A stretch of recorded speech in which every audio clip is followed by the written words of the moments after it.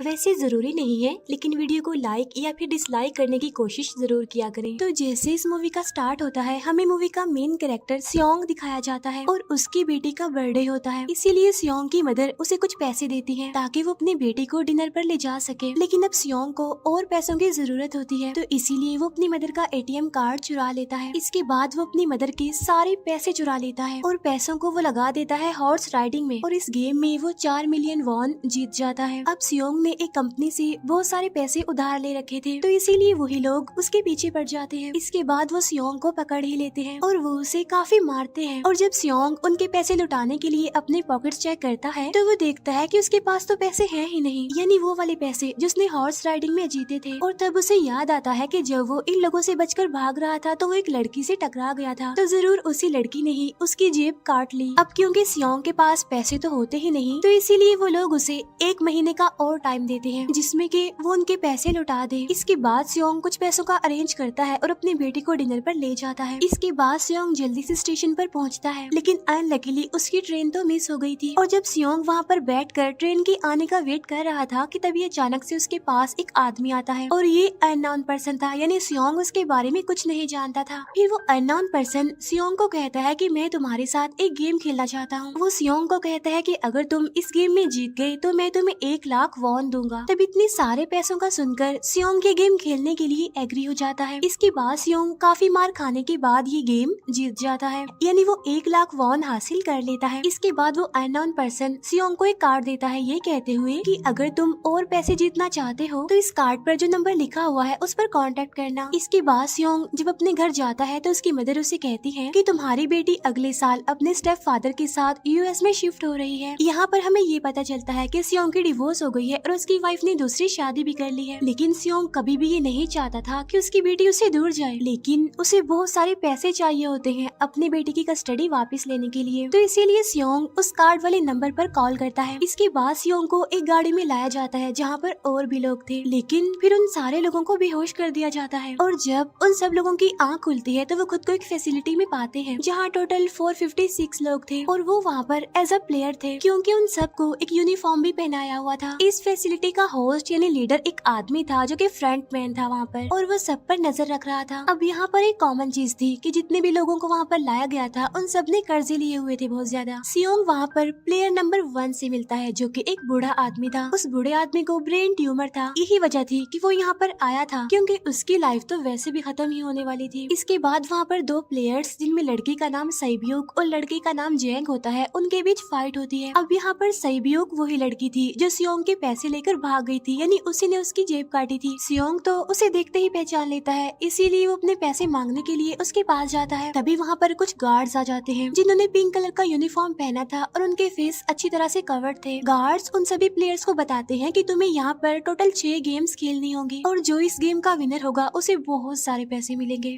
इसके बाद उन सबसे एक कॉन्ट्रैक्ट पर साइन करवाया जाता है और इस कॉन्ट्रैक्ट के 3 मेन रूल्स थे। पहला रूल ये कि कोई भी प्लेयर अपनी मर्जी से गेम को छोड़कर नहीं जा सकता। दूसरा रूल ये होता है कि जो भी प्लेयर खेलने से मना करेगा तो उस प्लेयर को एलिमिनेट कर दिया जाएगा, और उनके मुताबिक एलिमिनेट का मतलब क्या था ये तो हम आगे ही जानेंगे।